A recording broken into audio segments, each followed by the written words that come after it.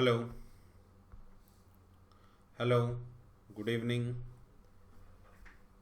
मेरी आवाज़ जा रही है आप लोगों को?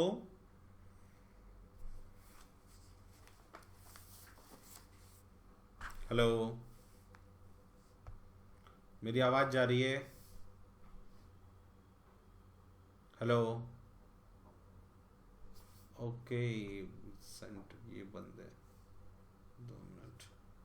Hello, yes sir, good evening sir. Good evening, good evening, good evening. ये मेरा वॉइस आ रही अभी ठीक है, आ ठीक रही है सर है, अभी ओके ओके ओके। जी। देखो, उस दिन हम लोगों ने जो किया था, एडिक्टेड किया था। एडिक्टेड के साथ टू लगता है, एडिक्टेड टू स्मोकिंग। मैंने कहा था आप इसको ऐसे याद रखो, एडिक्टेड टू स्मोकिंग। ठीक है। जनरली एग्जाम में क्या होता है, यहाँ पे फॉर लगा के देता है। ठीक है। तो एडिक्टेड फोर जो होता है वो रॉन्ग है। ठीक है। हमेशा एडिक्टेड टू होता है, फॉर रॉन्ग होता है। एडिक्टेड के साथ हम लोग टू लगाते हैं, एग्जाम में वो फॉर लगा के देगा, जो कि गलत है। तो आप ऐसे याद रखो, addicted to smoking, addicted to smoking. ठीक है। चलिए, 18 के बाद आइए 19 पे। एडजेसेंट। ये 2 दिन से पता नहीं आईपीएल में मैच बारिश हुए जा रहा है। एडजेसेंट, देखो, एडजेसेंट का मीनिंग होता है बगल में। जैसे मेरे घर में के बगल में राम का घर है। Ram's house is adjacent to my house, है ना, के बगल में है। तो एडजेसेंट के साथ भी टू लगता है। ठीक है। तो आप इसको ऐसे याद रखो, एडजेसेंट टू माई होम, मेरे घर के बगल में। के बगल में होता है इसका हिंदी मीनिंग, या के पास में। एडजेसेंट मीन्स पास वाला। जैसे जैसे मैथ में क्या होता है कि जैसे मान लो ये दो ऐसे एंगल बना हुआ है, ये ए है, ये बी है, ये सी है, ये डी है। ये एंगल है और ये एंगल है। ठीक है। तो ए सी ए डी ये एक एंगल है, कोण है। और एक सी ए बी है। तो ये दोनों एंगल कैसे हैं? एडजेसेंट। क्यों? एडजेसेंट में क्या होता है कि एक जो है पॉइंट, वो कॉमन होता है एंगल का। तो मान लो जैसे किसी का घर है ये, ठीक है, और यहां पे एक घर है, तो ये दोनों एडजेसेंट नहीं है, गलत।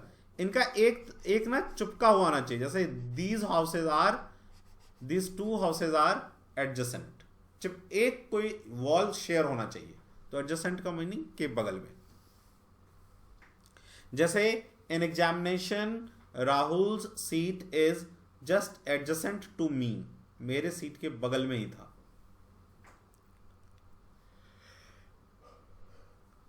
क्लियर हुआ? नेक्स्ट आओ एफेबल के ऊपर। आवाज जा रही है? सुन पा रहे हो मुझे आप लोग? जी सर। आ रहा है सर आवाज। अफेबल। सर सर क्लास को रिकॉर्डिंग में डाल दीजिए सर, अपलोड करने के ठीक लिए है, प्लीज। ठीक है, ठीक है, ठीक है। अफेबल, जी सर। देखो, एफेबल का जो मीनिंग है, एफेबल का मीनिंग होता है दोस्त, दोस्ताना। जैसे ही इज वेरी एफेबल, वो बहुत दोस्ताना है। लेकिन जब इसमें प्रपोजिशन लगेगा तो प्रपोजिशन लगेगा टू, और इसका मीनिंग हो जाएगा कि वो, उसकी जो आदतें हैं वो दोस्ताना हैं।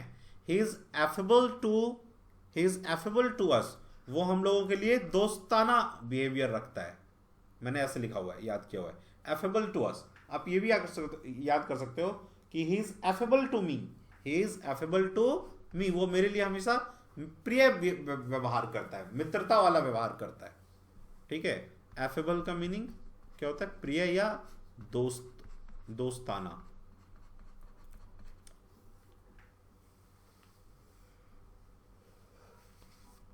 नेक्स्ट आओ।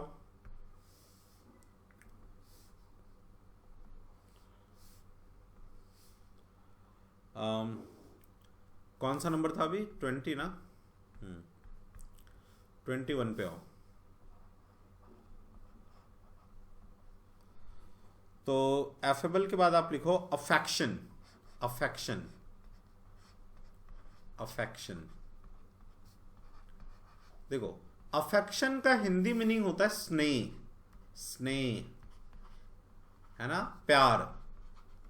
जैसे हमें अपने दोस्तों के लिए अफेक्शन है, हमें अपने बच्चों के लिए अफेक्शन है, ठीक है ना। तो जब भी अफेक्शन आएगा तो होगा अफेक्शन फॉर, अफेक्शन फॉर। जब भी अफेक्शन आएगा तो इसके साथ जो प्रपोजिशन आएगा वो आएगा फॉर, ठीक है। जैसे we have affection for our parent, तो मैं यहाँ पे पेरेंट याद लिख देता हूँ, घर वाले, पेरेंट्स, तो आप उसे याद रख लेना। Affection for parents, affection for parents, ठीक है ना। आपको यदि चाइल्ड लिखना है, अपने बच्चों का नाम लिखना है, तो वो लिख सकते हैं कि I have affection for my kids. चलिए 22 पे आइए।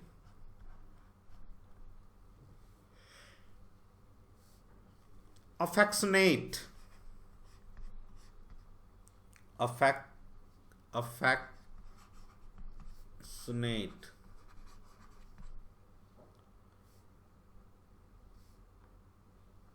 तो अफेक्शनेट के साथ जो है वो टू लगता है। देखो अफेक्शन, ठीक है, अफेक्शन जो है वो नाउन है, अफेक्शन, अफेक्शन नाउन है, ठीक है। और इसी अफेक्शन का अफेक्शनेट क्या है, एडजेक्टिव है। अफेक्शनेट क्या है, एडजेक्टिव। और याद करो मैंने आपको उस दिन कहा था कि जब भी किसी एडजेक्टिव में आपको कंफ्यूजन होना तो उसमें यदि प्रीपोजिशन लगाना ही हो तो आप टू लगा देना, 99% सही हो जाएगा।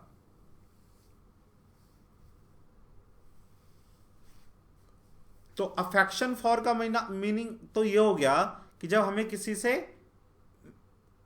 लगाव होता है ना। तो अफेक्शन फॉर पेरेंट और अफेक्शनेट टू, तो यहां पे क्या होगा कि जस्ट इसके बाद हमें कोई वर्ब लेना होगा। अफेक्शनेट नहीं, एडजेक्टिव है ना, तो नाउन लेना होगा, सॉरी। तो अफेक्शनेट टू माई सन। देखो एक बेसिक मीनिंग समझो। जैसे मैं कहूं कि affection for, I have affection for, affection मतलब वक्ता जो बोल रहा है वो कह रहा है कि I have affection for my parents, है ना। लेकिन अफेक्शनेट टू जो है ना, जब ये आएगा कि अफेक्शनेट टू, तो इसका मतलब जो है ना, ये थर्ड पर्सन कोई है जो बोल रहा है कि I have affectionate to my son, ठीक है। एक बात। दूसरा हम कैसे पकड़ सकते हैं कि जब भी एडजेक्टिव हो तो आप जो है अफेक्शनेट लगाओ, और ये भी नहीं, हम मान लो नहीं पकड़ा जाए कि ये एडजेक्टिव है तो मुझे ये लगाना चाहिए, तो आपको फिर ऐसे याद रखना होगा कि अफेक्शन हो तो अफेक्शन फॉर, अफेक्शनेट टू लगेगा, ऐसे याद रख लो। फिर कैसे भी वे में आपको याद रखना पड़ेगा, ठीक है। 23 पे देखो, एफ्लिक्टेड, ये क्वेश्चन आया हुआ है। एफ्लिक्टेड, एफ्लिक्टेड,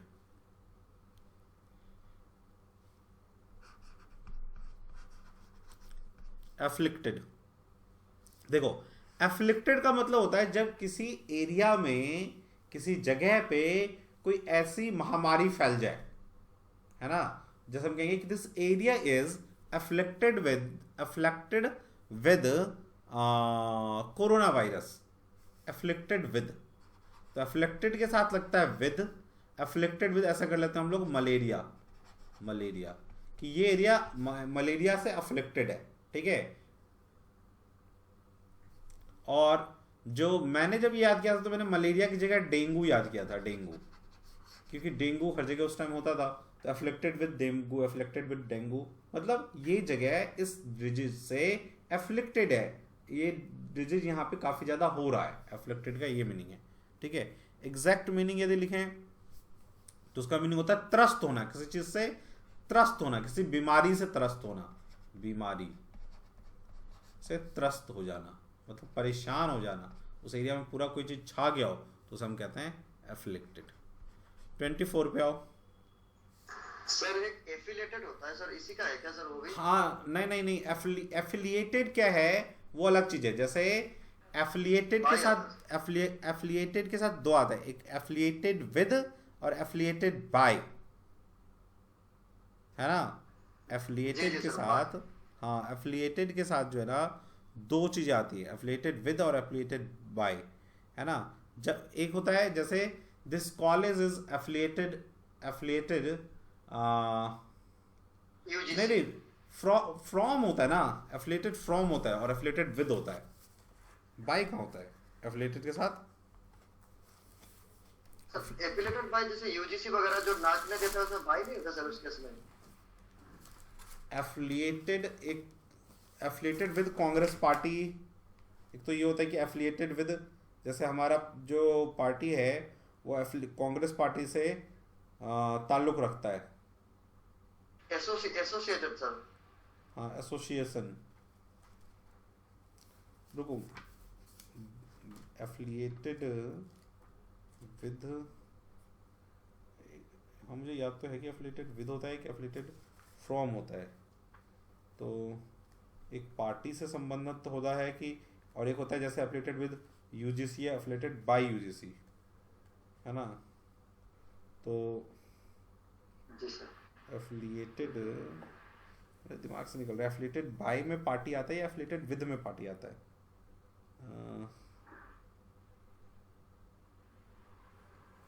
देखो सुनो, ना बाय होता है ना फ्रॉम होता है भाई। एफिलिएटेड में क्या होता है ना, एफिलिएटेड, एफिलिएटेड के साथ दो चीज़ें आ सकता है, एक आता है टू और एक होता है विद, ठीक है। एफिलिएटेड विद कांग्रेस पार्टी, ऐसे याद रख लो, कांग्रेस पार्टी। तो जब किसी पार्टी से संबद्धता हो, इसे हिंदी में मीनिंग कहते हैं इसको संबद्धता। जैसे स्कूल कॉलेज जो है ना सीबीएसई से एफिलिएटेड हो है, जैसे कहते हैं ना कि स्कूल सीबीएसई से एफिलिएटेड है या वही यूजीसी से एफिलिएटेड है, तो एफिलिएटेड टू होता है, बाय नहीं होता, फ्रॉम भी नहीं होता। एफिलिएटेड टू, लाइक मैं कहूँ affiliated to Delhi university, affiliated to CBSE, ये होता है। बाय और फ्रॉम नहीं होता, affiliated to, affiliated with. Sir ये एग्जीक्यूटिव में आएगा ना एफिलेटेड वैसे? हाँ जी हाँ जी हाँ जी, ओके सर। ठीक है। जब भी हम किसी वर्ब को यूज करते हैं, ठीक है, और उसके आगे प्रीपोजिशन लगा देते हैं तो वो एडजेक्टिव बन जाता है, तो एफिलिएटेड एडजेक्टिव हो गया यहाँ पे, ठीक है।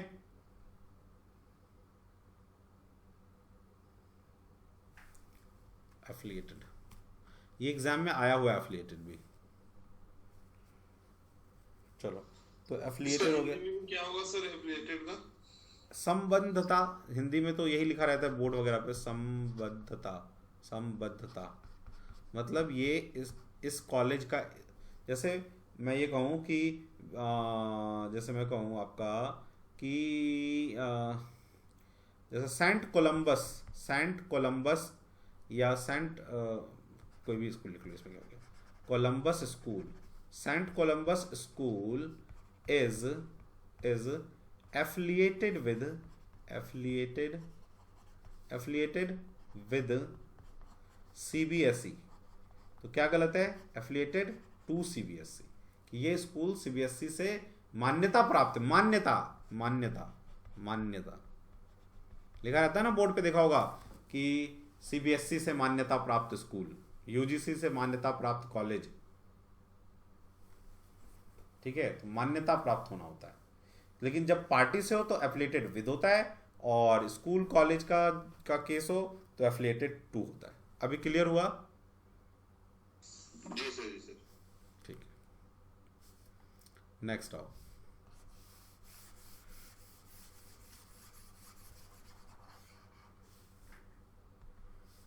तो नेक्स्ट कौन सा नंबर था, 25, 25। तो एफिलिएटेड हो गया हमारा। इसके बाद जो हमें करना चाहिए, एफिलिएटेड, एफ्रेड लिखो, एफ्रेड, एफ्रेड लिख लो, एफ्रेड, एफ्रेड मतलब डर, है ना। एफ्रेड का मीनिंग होता है डर, तो एफ्रेड कहीं पे आ जाएगा तो एफ्रेड के साथ ऑफ लगता है, afraid of, afraid of ghost, मुझे भूत से डर लगती है, तो एफ्रेड ऑफ होता है। ठीक है,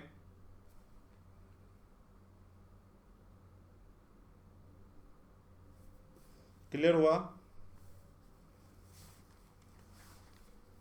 जी सर, जी सर। ठीक है, नेक्स्ट पे आओ।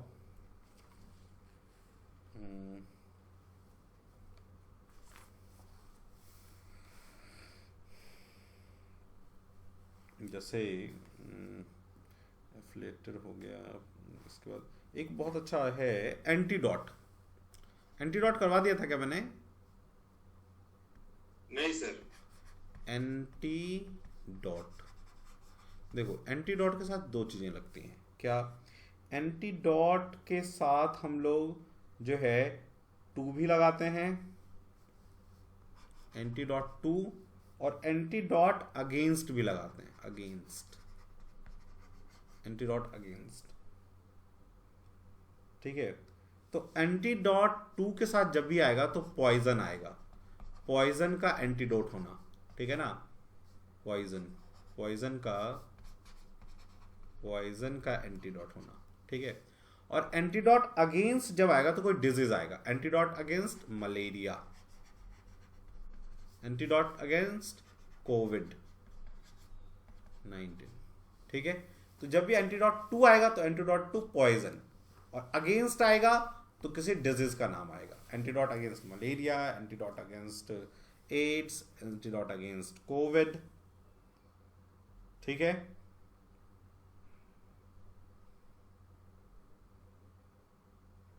सर पॉइजन और मलेरिया का रीजन क्या है सर इसका आने का? देखो टू और अगेंस्ट का क्या है मीनिंग? ठीक है, ऐसे तो क्या है कि आप जब रेनिन मार्टिन भी पढ़ेंगे बुक, तो इंग्लिश में क्या है ना कि ये एक, जैसे हिंदी है, हिंदी में क्या है हर चीज़ का मीनिंग है कि ये इसके साथ क्यों लगा, लेकिन इंग्लिश में क्या है ना कि जो एक प्रचलन उनके में चल जाता है तो वो जो है चलता आता है। ठीक है, वो चाहे गलती क्यों ना हो। फॉर एग्जाम्पल, जैसे एक बार किंग जॉर्ज 5 ने क्या कह दिया, उसे रेडियो में बोलना था, तो उसने ये नहीं कहा कि hi hi my name is king George 5th, उसने क्या कह दिया, उसने कह दिया hi it is king George 5th। अब सोचो it is king George 5th तो अजीब सा लगेगा, तो उसने कहा कि my name is king George 5th कहते हुए मुझे अजीब सा लग रहा था, क्योंकि फिर मैं किंग हूं, ये डिफ्रेंशिएट कैसे होगा, तो तब से कहा जाने लग गया हाय इट इज, लेकिन रिटर्न इंग्लिश में नहीं चलता है। तो इंग्लिश में क्या है ना कि एक फिक्स प्रिपोजिशन के साथ ना, वर्ड के साथ एक प्रिपोजिशन हमें याद ही करना पड़ता है कि एंटीडोट टू पॉइजन, लेकिन एंटीडोट अगेंस्ट मलेरिया। ठीक है, लेकिन यदि हम ऐसे समझने की कोशिश करें तो जब भी कोई डिजीज के खिलाफ इंजेक्शन होगा या कुछ भी होगा, तो उसमें क्या होता है, जो डिजीज होता है ना वो किसी न किसी बैक्टीरिया की वजह से होता है या किसी वायरस की वजह से होता है। ठीक है, तो उसमें क्या होता है, जो एंटीडोट होता है, जो एंटी बैक्टीरिया हमें देता है डॉक्टर, तो क्या होगा, बैक्टीरिया के अगेंस्ट लड़ेगा, है ना, इसलिए हम इसी सोच के लिए अगेंस्ट लगाते हैं। और पॉइजन में हो गया कि भैया ये एंटीडोट है पॉइजन के लिए, पॉइजन के लिए ये विध्वंसक एंटीडोट है, नाशक है उसका, के लिए। टू का मीनिंग यहां पे आता है के लिए, के लिए। अभी समझ में आया क्या? जैसे हम लोग कहते हैं मैंगो, मैंगो टू ईट या मैंगो फॉर ईट, क्या होगा? मैंगो टू ईट, खाने के लिए होता है, तो इसलिए टू लगाते हैं, फॉर नहीं आएगा। क्लियर हुआ अभी? जी सर, जी सर। चलिए नेक्स्ट आओ 27 पे। देखो तो नेक्स्ट लिख लो, एक एग्री वाला भी बहुत हमेशा आता रहता है, एग्री। एग्री के साथ तीन चीज लगती हैं, एक लगता है with, agree with, agree on, और एग्री टू, ठीक है। तो एग्री विद, जैसे ही विद आ गया तो इसके साथ इसका मतलब कोई ह्यूमन बीइंग आएगा। Agree with you, I am agree with you, इंसान के लिए यू आता है। Agree on, agree on a point होता है हमेशा, I am agree on your points, है ना। और एग्री टू जब आता है तो इसके आगे व्यू आता है, I am agree to view, I am agree to your view, ये भी कह सकते हैं, I am agree to your view, ठीक है, एग्री टू योर व्यू। तो विद जब आएगा तो कोई इंसान आएगा, ऑन आएगा तो पॉइंट के लिए आता है, पॉइंट पर, कहते हैं ना हिंदी में पॉइंट पर बल, हम इस बात पर एग्री हैं, तो ऑन आएगा, पर के लिए ऑन आता है। और मैं तुम्हारे जैसे हम कहते हैं कि यार मैं तुम्हारे व्यू के लिए ना एग्री हूं, तुम्हारे इस बात के लिए एग्री हूं, व्यू मतलब बात, तुम्हारा कोई बात, तो इसलिए उसमें टू यूज करते हैं। तो जब भी पॉइंट कहेगा तो पॉइंट के ऊपर होता है कोई भी चीज, तो ऑन, इस पॉइंट पर, इस बात पर, और व्यू टू आएगा, view, agree to view, agree to your view, ऐसे याद रख लो, ठीक है। मेनली एग्जाम में आता है एग्री विद और एग्री ऑन, ठीक है। जी सर। नेक्स्ट,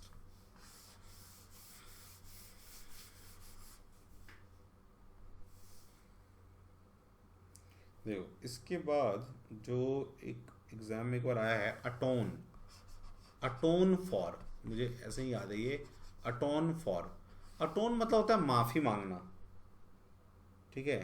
तो I am atone for sin, आप ये याद रख सकते हो, अटोन फॉर सीन, या अटोन फॉर ए फॉल्ट, आपने कोई गलती की उसके लिए आप माफी मांग रहे हैं, atone for. The Hindus go to Ganga to atone for their sins, वो गंगा में नहाते हैं क्यों, क्योंकि उनका जो सीन है, मतलब उनका जो, उनके ऊपर जो भगवान, क्या कहते हैं उसे, सीन को हम लोग हिंदी में पाप, तो पाप मिटाने के लिए वो गंगा में जाता है। अटोन फॉर मतलब पाप, पाप मिटाना, प्रायश्चित करना, ठीक है। आप चाहो तो हिंदी में लिख लो, हिंदी में अटोन, अटोन फॉर का मीनिंग पाप से बचना या प्रायश्चित करना।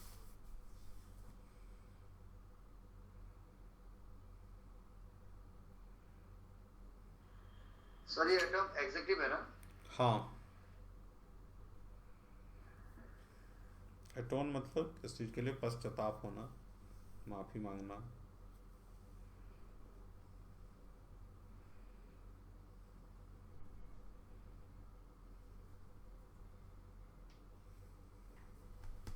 क्लियर हुआ?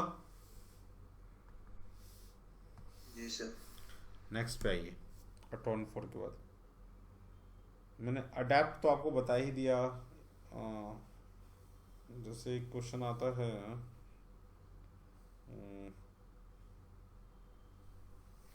कस्टम्ड टू, कस्टम भी मैंने बता दिया आपको, है ना।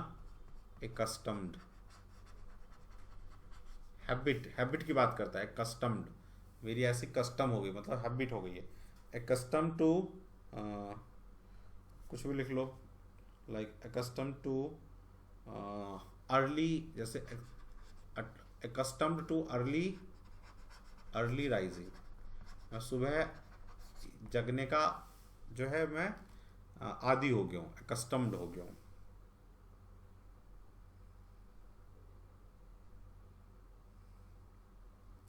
ठीक है।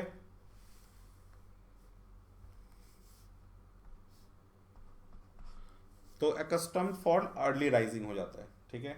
इसके बाद आओ, एक क्वेश्चन आया हुआ है अकीन टू, अकीन टू का मीनिंग होता है सिमिलर टू, अकीन टू, है ना।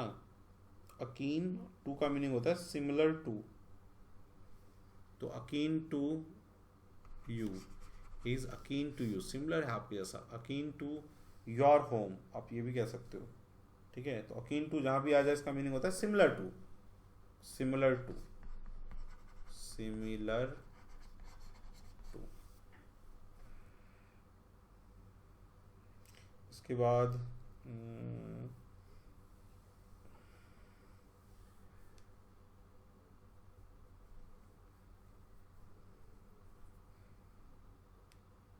क्वेश्चन आता है हाँ, analogous to, analogous analogous analogous to, analogous का मीनिंग हो जाता है कि जैसा, जैसे मैं कहूँ कि your your your your design of your house is analogous to Rohit's house design, उसके घर के डिजाइन से मिलता जुलता है, एनालॉगस है, ठीक है, तो मिलता जुलता हो जाता है इसका। अवेयर के साथ क्या लगता है, अवेयर, अवेयर मतलब तो आप समझते हो अवेयर होना, है ना, तो अवेयर के साथ ऑफ लगता है, अवेयर ऑफ कर्मा। क्लियर हुआ ये, अवेयर ऑफ। इसी के साथ आप देखोगे किसी किसी के घर पे लगा रहता है, जो बड़ा सा घर होगा, बड़े से घर में जो रहते हैं, तो वो लोग घर के आगे लगा देते हैं कई बार, विवेयर ऑफ, विवेयर ऑफ डॉग्स। तो विवेयर का मतलब होता है सावधान होना किस चीज से। तो हमेशा ये मैंने उस पर देखा है, जो घर का कोई कुछ लगा देते हैं लोग डॉग के लिए, तो उसमें लिखा रहता है beware of the dogs, beware of the dogs, dog से बच के रहें। क्लियर हुआ ये? कितने हो गए सर? नेस भी होता है सर, अवेयरनेस, वो अवेयरनेस, हाँ अवेयरनेस भी होता है, अवेयरनेस नाउन हो जाएगा, अवेयरनेस भी होता है।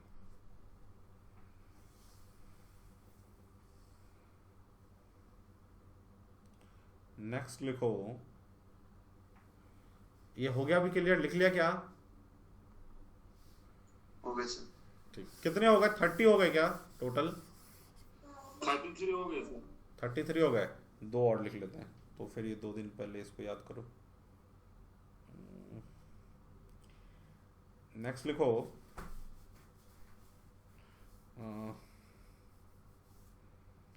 ब्लाइंड, ब्लाइंड इंपॉर्टेंट है, ब्लाइंड, ब्लाइंड के साथ टू भी लगता है, ब्लाइंड के साथ इन भी लगता है, समझ गए? ब्लाइंड टू भी होता है और ब्लाइंड इन भी होता है। तो ब्लाइंड इन क्या होता है, जब भी आई आए ना, आई, तो हम लगाते हैं blind in, blind to, he is blind to, he is blind, sorry in, गलत लिख दिया मैंने, रुको, ब्लाइंड के साथ इन लगना चाहिए, तो ब्लाइंड इन आई। तो जब भी आंख की बात आए तो ब्लाइंड इन होता है कि वो अपने आंख से अंधा है, ठीक है, तो ब्लाइंड इन आई। लेकिन ब्लाइंड टू आ जाए, इसका मतलब होता है किसी के बिहेवियर के लिए, जैसे कभी क्या होता है कि जो बच्चों को बहुत प्यार करते हैं, अपने अपने बच्चों की क्या करेंगे, वो फिर गलतियों को ना अनदेखी कर देते हैं, तो they are blind to their fault. जब भी फॉल्ट की बात आए, किसी मिस्टेक की बात आए, तो उस केस में ब्लाइंड टू लगाते हैं, blind to, his parents are blind to his behaviour, bad behaviour, उसके पापा उसके बैड बिहेवियर से, उसके माता पिता जो है वो अवेयर नहीं है कि वो इस तरह का कर रहा है, दे आर ब्लाइंड टू, मतलब वो अनदेखी कर रहे हैं। ब्लाइंड टू का हिंदी मीनिंग हो जाता है अनदेखी करना। क्लियर हुआ अभी? अब आ जाओ बॉर्न टू। बॉर्न भी एग्जाम में बहुत बार आया है, born to, born of, born to, born of, ठीक है। तो बॉर्न ऑफ जब भी आता है तो इसके आगे आता है parent, parents, born of, born of जब भी आएगा तो उसके आगे आ जाएगा पेरेंट, बॉर्न ऑफ। मैंने टू क्या लिख दिया क्या? बॉर्न के साथ ऑफ जब भी आएगा तो उसके आगे आ जाएगा parent, born of parent. Like मैं ऐसे कहूँ कि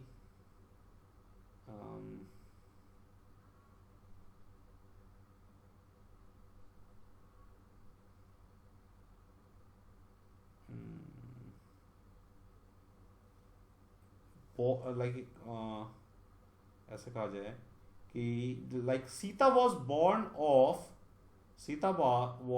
of a beautiful mother, born of, तो पेरेंट आ गया ना, मदर पेरेंट हो गई ना, तो इसलिए ऑफ लग गया, ठीक है। एक होता है blind to, sorry blind to कह रहा हूं, बॉर्न टू। तो बॉर्न टू के बाद जो है, जैसे हम बॉर्न टू जब भी आएगा तो बॉर्न टू हर आ जाता है, एक तो किसी मदर के कोख से जन्म लेना, बॉर्न टू हर। जैसे हम कहते हैं कि उसके घर में एक बेटा हुआ है ना, a son was born to her, son was born to her. लेकिन जब बॉर्न ऑफ आए तो उसमें हम पेरेंट लगाते हैं, बॉर्न ऑफ पुअर पेरेंट्स, ठीक है। कितने हो गए अभी? 35 हो गए ना? जी सर। ठीक है, तो इन 35 को आप लोग करो फिलहाल। ये उसके ऊपर कोई डिटेल्स बता देंगे तो ठीक रहेगा। अच्छा चलो ठीक है, चलो एक ठीक है, ओके, एक हम ऐसा कर लेंगे, एक क्लास रख लेंगे, उसमें नाउन, प्रॉनाउन, एडजेक्टिव, वर्ब, एडवर्ब, पूरे 8 पार्ट्स ऑफ स्पीच सेंटेंस के साथ हम लोग कर लेंगे, ठीक है। ओके जी सर, ठीक है, ओके ठीक है। और साथ साथ थोड़ा सा रेगुलरली अपलोड कर जाए प्लीज, हम ना कभी कभी अटेंड नहीं कर पाते हैं कि अभी थोड़ा सा ट्रेनिंग में चल रहा है। अच्छा ठीक है, मैं देखो, मैं इसको अपलोड करने में मुझे कोई प्रॉब्लम नहीं है, मैं अपलोड कर देता हूँ, लेकिन होता क्या है कि आप में से कोई ना कोई इसको इधर उधर ग्रुप से बाहर शेयर करता है, तो हम लोग क्या करते हैं, इसको व्हाट्सएप ये यूट्यूब के सर्वर पे करते हैं।